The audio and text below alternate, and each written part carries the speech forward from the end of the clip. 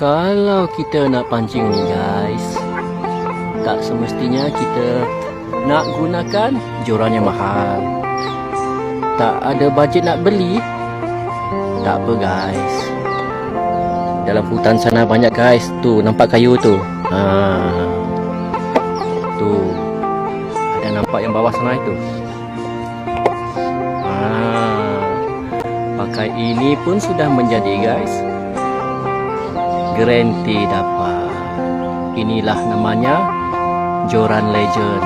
Ya, terbaik guys. Tengok nanti hasil dia.